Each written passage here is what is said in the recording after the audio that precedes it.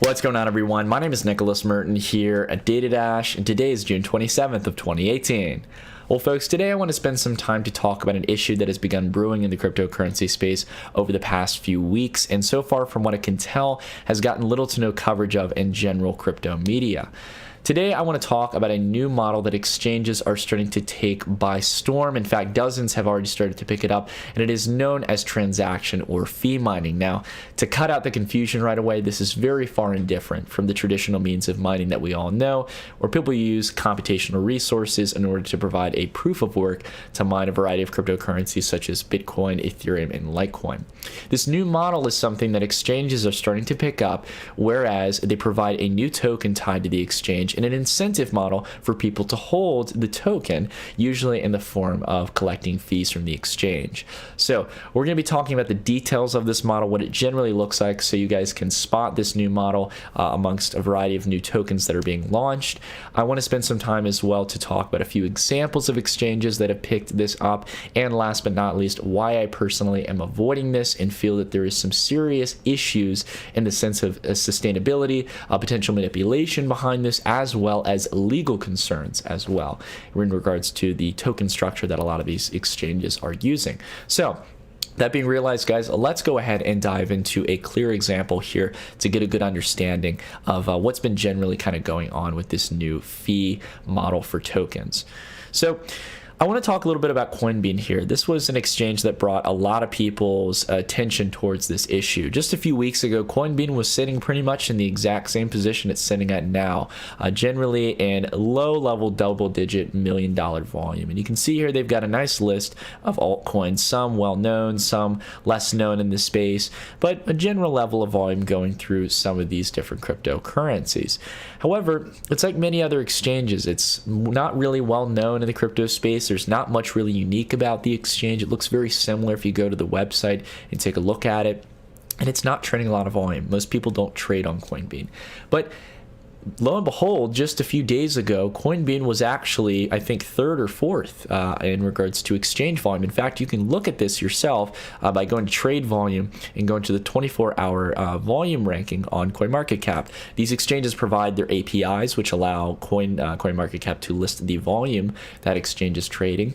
And Coinbean was trading hundreds of millions of dollars out of nowhere. It's almost as if it became the next Binance, and many people were starting to bet on that. So with this, we have to ask a few questions: how it got so much volume, and along with that as well, what changed at Coinbean? What was new that Coinbean offered? Well, Coinbean has created what's known as Coney, or the Coney, I don't really know how to pronounce it, generally a token tied to the exchange that's following this new fee mining concept that we're discussing. So let's go ahead and generally take a look through here, because though not all exchanges are copying this exact model, it's generally around the same lines, and I think you guys are going to pick up on it pretty quick. So they generally changed the model of, the model for fees on the exchange at a specific time on June 23rd, and they produced millions of these new Coney coins and distributed out to people at the time being. Now, some of these people have, depending on what exchange you're looking at, some of them have done coin offerings, to earn these tokens.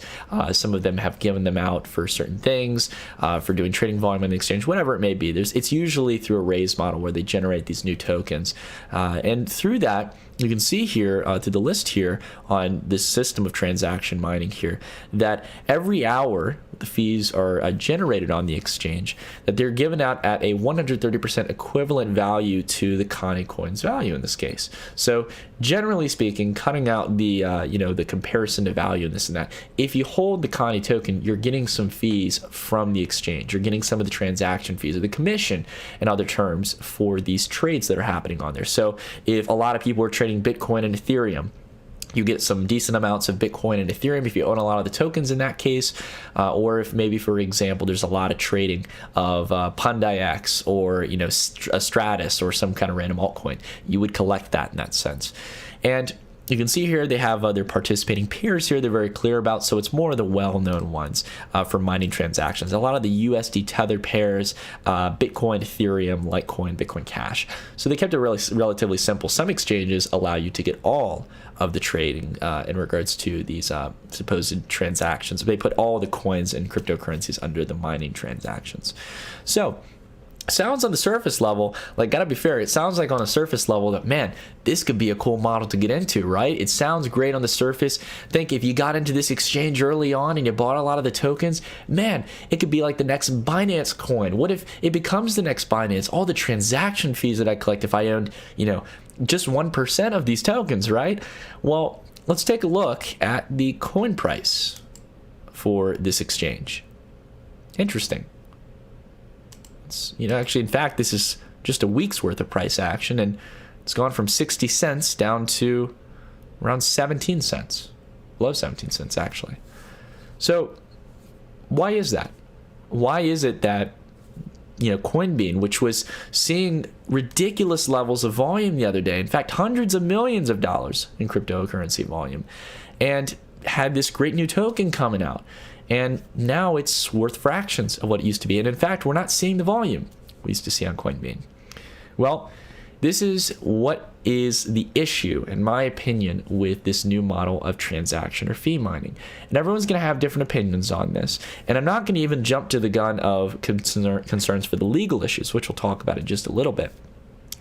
But the issue I have with this model is that if dozens of exchanges are using this model, this incentive saying, hey, we could be the next big exchange and you can buy all these tokens and this and that, they're selling you a dream. They're selling you something that many other types of traditional scams try to do. They sell you an idea. What if, you could make 100x return, 50x return? And some of these coins were literally trading that kind of value increase. I mean, I don't have time to go through the dozens of examples, but some of them were going up multiple times over of their traditional value. But the reason why Coinbean and many other exchanges are seeing different changes and fluctuations in volume is purely due to the fact that it wasn't organic volume. It was what's known as market maker volume. Now, we've talked about this in my traditional video on Crypto Uncovered, where we talked about how markets can be manipulated. And in this case, Coinbean was a prime example, guys. There was not hundreds of millions of dollars that just decided to come on Coinbean overnight.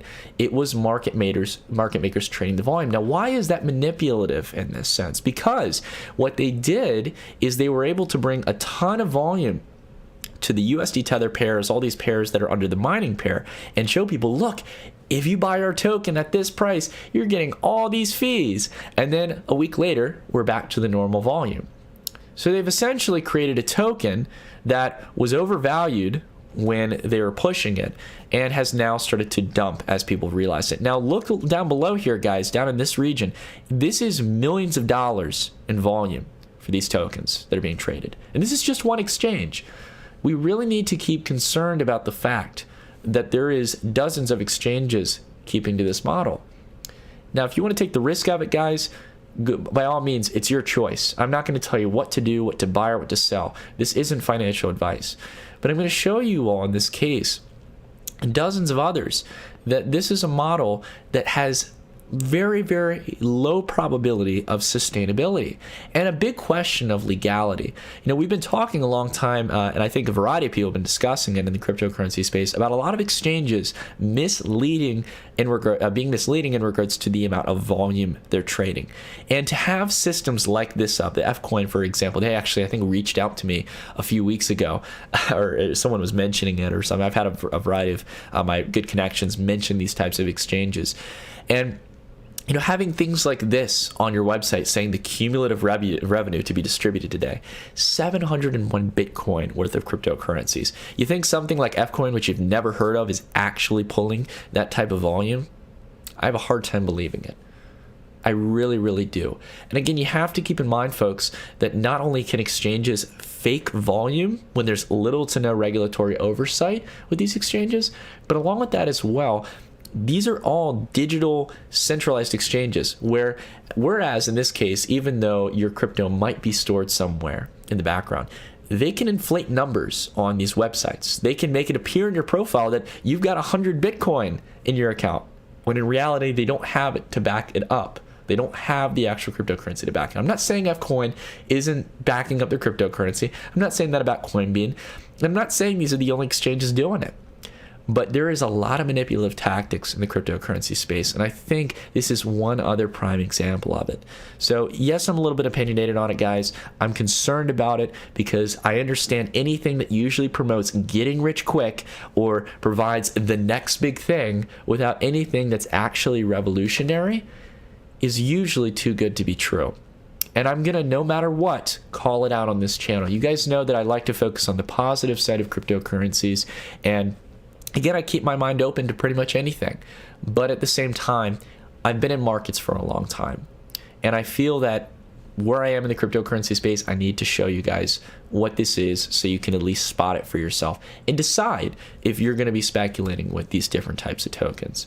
So I know it's not very much a positive piece, apologize for that, but I hope this at least gave you guys some good information. Hopefully it gives you some good insight before you decide to partake in any of these types of tokens.